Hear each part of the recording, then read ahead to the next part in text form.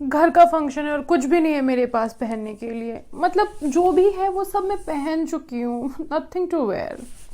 अगर यही आपकी भी प्रॉब्लम होती है किसी भी फंक्शन से पहले, तो ये वीडियो आप एंड तक देखिएगा, क्योंकि कुछ ऐसी बातें मैं बताने वाली हूँ जिनको सुन करके, हो सकता है आपको उनमें से कुछ बातें पता भी हो, लेकिन जिनको सुन करके मुझे लगता है थोड़ी देर रुककर आपको सोचने की ज़रूरत है।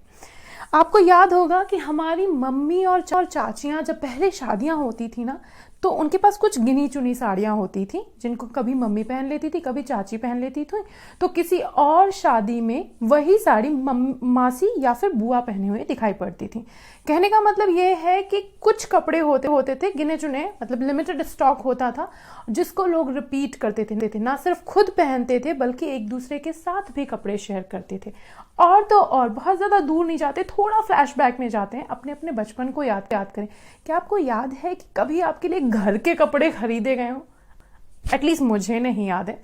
मिडिल क्लास कह लें या कुछ भी कह लें, हमारे यहाँ पे क्या होता था, जो कपड़े बाहर वाले होते थे वही जब पुराने हो जाते थे तब हम उनको घर पर पहनना शुरू कर देते थे। और सिर्फ मैं ही नहीं पहनती थी, मेरे बाद में अगर कोई छोटा भाई बहन है तो उसको पहले पहनाए जाते थे। फिर भी अगर कपड़ा मजबूत होता था तो फिर उसके घर के किचन में इस्तेमाल किया जाता था और एंड ऑफ द डे वो डस्टिंग या फिर पोछा बनाने के काम आता था।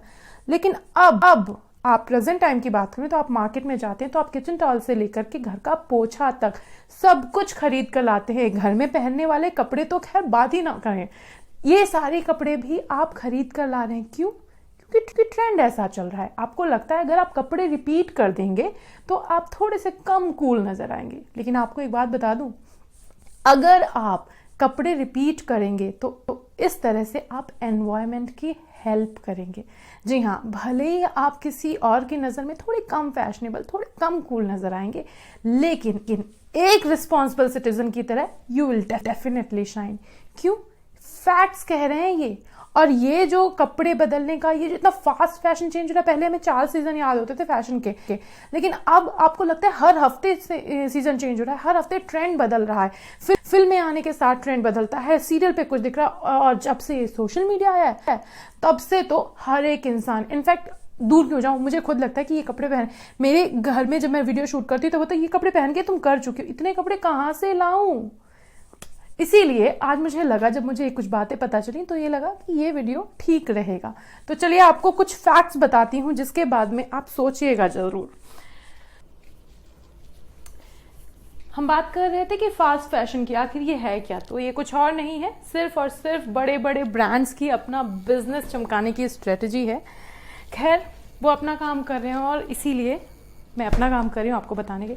ये जो जीन्स मैंने पहन रखी है ना, ऐसी एक जीन्स को बनाने में आपको पता है कितना पानी लगता है? यूएन एनवायरनमेंट प्रोग्राम के मुताबिक 3781 लीटर पानी, और ऑलमोस्ट इतना ही पानी एक इंसान 3 साल में पीता है। तो आप समझ सकते हैं कि टेक्सटाइल इंडस्ट्री का हमारे नेचुरल रिसोर्सेज पर किस तरह का असर हो रहा है।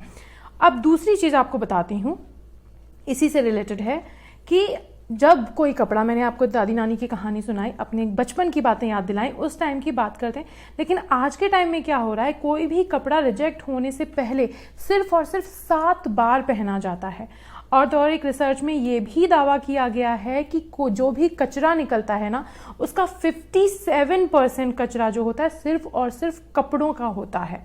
और इसके साथ साथ कपड़े को कलर किया जाता है, डाइंग की जाती है, उसमें जो होता है लगभग हर साल 20,000 टन पानी का इस्तेमाल किया जाता है। और तो और डाइंग के बाद जो केमिकल वाला पानी होता है वो नदी नालों में सीधे छोड़ दिया जाता है, जिसकी वजह से वाटर पोल्यूशन होता है, यानी कि पानी जो होता है वो बहुत ज़्यादा दूषित हो जाता है।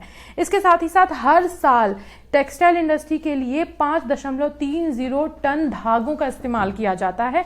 एंड आपको जानकर हैरानी होगी कि इसमें से 70% जो धागे होते हैं वो सीधे वेस्टेज मटेरियल में चले जाते हैं। पूरी दुनिया में कहा जाता है कि शिपिंग और इंटरनेशनल एयर ट्रैवल जो होता है उसकी वजह से एयर पोल्यूशन सबसे ज्यादा होता है।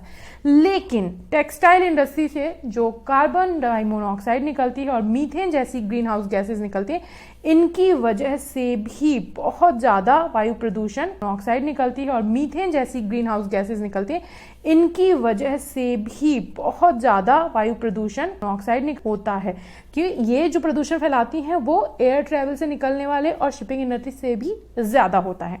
यानी हमने आपको कई सारे फैक्ट्स बता दिए हैं जो ये बताने के लिए काफ़ी हैं कि टेक्सटाइल इंडस्ट्री या हम और आप जैसे लोग जो अब हर दिन नए कपड़े पहनने की कोशिश करने लग जाते हैं, उससे एनवायरनमेंट को, हमारे प्लैनेट को कितना नुकसान हो रहा है। तो अब फैसला आपको करना है कि आप कपड़े रिपीट करके सस्टेनेबल फैशन को बढ़ावा देंगे, अपने प्लैनेट को बचाने की कोशिश में अपना सहयोग देंगे, या फिर कहने की ज़रूरत नहीं, आप खुद समझदार हैं। अगर ये वीडियो काम का लगा हो, आपको लगता है कि ये इन्फॉर्मेशन लोगों में पहुंचाई जानी चाहिए, तो इस जो वीडियो को शेयर करें और हमारे चैनल को सब्सक्राइब करके हमें भी सपोर्ट करें। Thank you.